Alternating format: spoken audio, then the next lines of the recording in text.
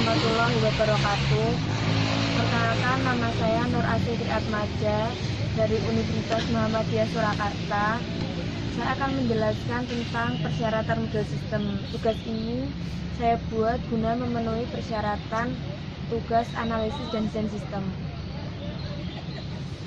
3 alasan yang menyebabkan sebaiknya dilakukan pemodelan sistem, yaitu yang pertama, dapat melakukan perhatian pada hal-hal penting dalam sistem tahap tanpa mesti terlibat terlalu jauh.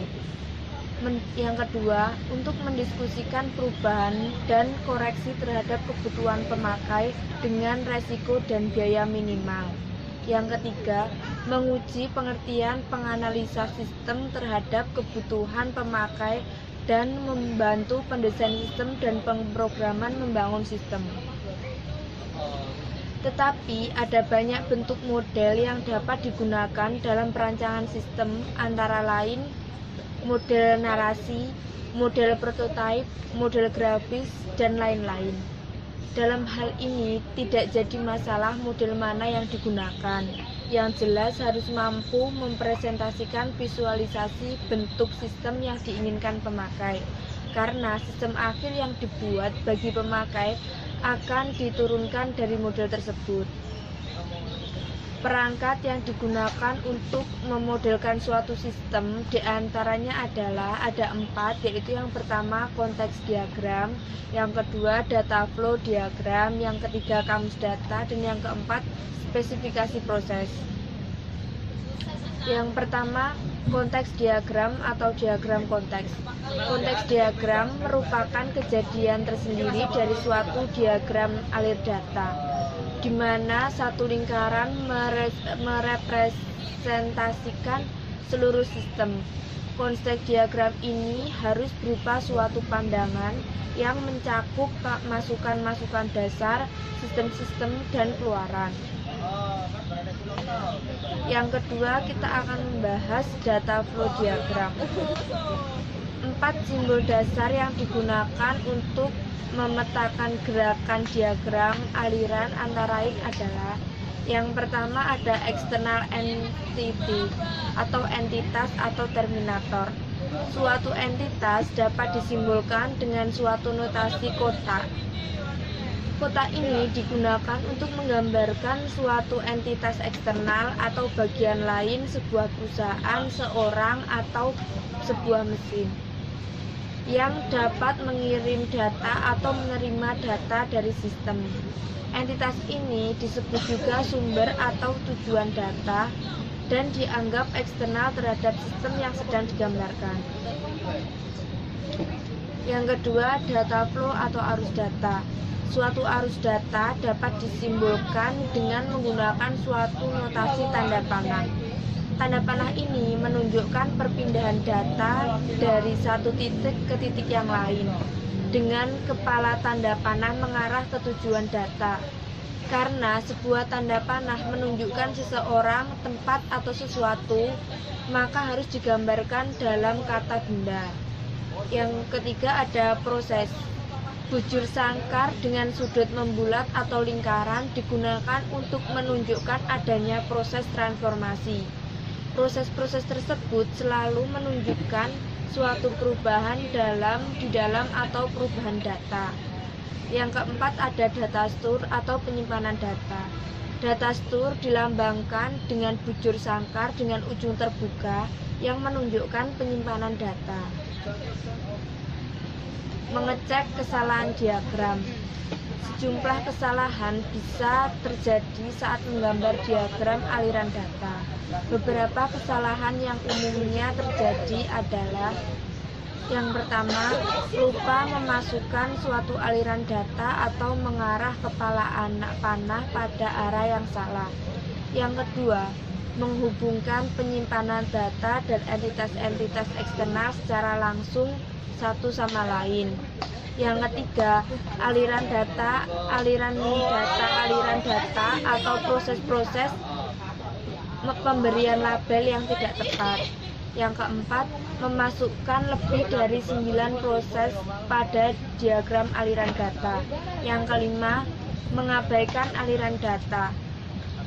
aliran data pada anak sangat mendetail, sehingga aliran data linier sangat jarang ditemukan.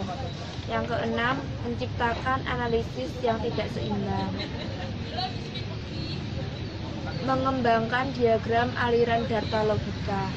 Keuntungan-keuntungan yang dapat kita ambil dengan menggunakan diagram aliran data logika yaitu yang pertama, komunikasi yang lebih baik dengan pengguna. Suatu model logika lebih mudah digunakan saat berkomunikasi dengan pengguna sistem karena dipusatkan pada kegiatan bisnis. Pengguna akan semakin mengenal kegiatan-kegiatan intinya serta beberapa syarat-syarat informasi dari setiap kegiatan. Sistem yang lebih stabil. Pengurangan redundasi dan kreasi yang lebih mudah mengenai model fisik. Mengamati suatu model logika akan membantu Anda menciptakan sistem yang lebih baik dengan mengurangi redundasi dan metode yang tidak efisien di dalam sistem lama. Selain itu, model logika memudahkan untuk menciptakan dan menyederhanakan pengguna karena tidak terlalu sering memuat. Menciptakan diagram aliran data fisik. Diagram aliran data fisik menunjukkan bagaimana sistem akan dikontribusi. Kelebihan-kelebihan dari diagram aliran data fisik yaitu yang pertama, mengklarifikasikan proses-proses mana yang manual dan mana yang otomatis. Yang kedua, menggambarkan proses-proses secara lebih mendetail dibanding DAD logika. Yang ketiga, mengurutkan proses-proses yang harus dilakukan menurut urutan tertentu. Yang keempat, mengidentifikasi penyimpanan data sementara. Yang kelima, menetapkan nama-nama aktual dari file-file dan printout-nya.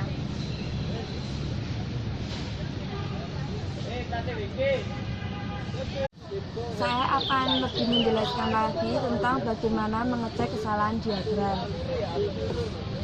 Sejumlah kesalahan bisa terjadi saat menggambar diagram aliran data. Beberapa kesalahan yang umumnya terjadi adalah yang pertama, lupa memasukkan suatu aliran data, mengarahkan kepala anak panah pada arah yang salah. Contohnya adalah sebuah proses gambaran yang menunjukkan semua aliran data sebagai masukan atau sebagai keluaran saja. Setiap proses mentransformasikan data dan harus menerima dan menghasilkan keluaran. Yang kedua, menghubungkan penyimpanan data dan entitas-entitas eksternal secara langsung satu sama lain. Penyimpanan data serta entitas juga tidak perlu dikoneksikan satu sama lain. Penyimpangan data dan entitas eksternal hanya terhubung dengan suatu proses. Suatu file tidak dapat ditampilkan dengan file yang lain tanpa bantuan suatu program atau seseorang untuk memindahkan data. Dua entitas eksternal yang terkoneksi secara langsung menunjukkan bahwa mereka ingin berkomunikasi satu sama lain. Koneksi ini tidak termasuk dalam diagram aliran data kecuali bila sistem memfasilitasi komunikasi tersebut menghasilkan sebuah laporan. Adalah contoh dari jenis komunikasi ini. Sebuah proses masih harus ditetapkan di antara entitas sehingga menghasilkan laporan. Aliran data atau proses-proses pemberian label yang tidak tepat. Periksalah diagram aliran data tersebut untuk memastikan bahwa setiap objek atau aliran data diberi label yang sesuai. Sebuah proses harus menunjukkan nama sistem atau menggunakan format kata kerja, kata sifat, kata benda. Masing-masing aliran data harus bisa digambarkan dengan sebuah kata benda. Memasukkan lebih dari 9 proses pada diagram aliran data.